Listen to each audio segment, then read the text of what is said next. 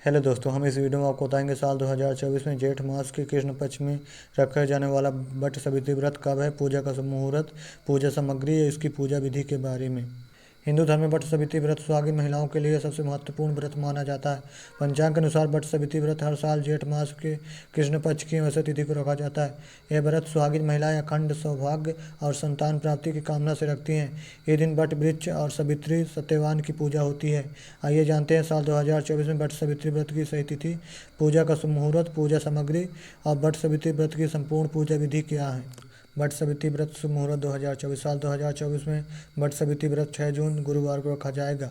अमावस्या तिथि प्रारंभ होगी 5 जून सायंकाल 7:54 पर।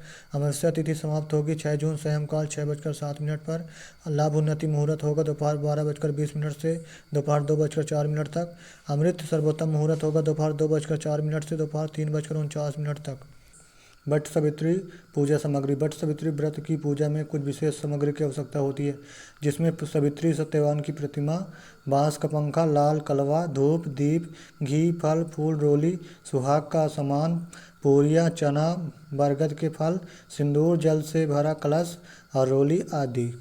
वट सावित्री पूजा विधि। वट सावित्री व्रत के दिन प्रातःकाल जल्दी से उठकर स्नान के बाद व्रत का संकल्प लें और सबसे पहले पूजा स्थल पर धूप दीप जलाकर सभी पूजा सामग्री एकत्रित कर लें।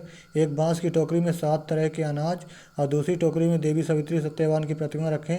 अब वट वृक्ष के नीचे सावित्री सत्यवान की प्रतिमा रखकर सबसे पहले वट वृक्ष पर जल चढ़ाकर कुमकुम, अक्षत, रोली, पूड़ियाँ और बरगद का फल अर्पित करें। इसके बाद सूत के धागे को वट वृक्ष के 5 या 7 बार चक्कर लगाते हुए बांध लें। हर परिक्रमा पर एक एक चना वृक्ष में चढ़ाती जाएं। इसके बाद हाथ में काला चना लेकर व्रत कथा पढ़े अथवा सुने। पूजा के बाद भींगे हुए चनों का वायना निकाले, उसमें दक्षिणा, श्रृंगार का सामान, वस्त्र आदि रखकर सास को भेंट करें। पूजा के बाद ब्राह्मणों को भी वस्त्र, फल आदि का दान करना चाहिए। पौराणिक कथाओं के अनुसार वट वृक्ष में ब्रह्मा, विष्णु, महेश तीनों देवताओं का वास होता है। वट वृक्ष के नीचे ही सावित्री ने अपने पति सत्यवान को जीवित किया था, इसलिए इस दिन वट वृक्ष के नीचे बैठकर पूजा और व्रत कथा सुनने से सभी मनोकामनाएं पूरी होती है। दोस्तों, हमारे द्वारा दी गई जानकारी आपको पसंद आई हो तो मेरे चैनल को लाइक और सब्सक्राइब जरूर करें।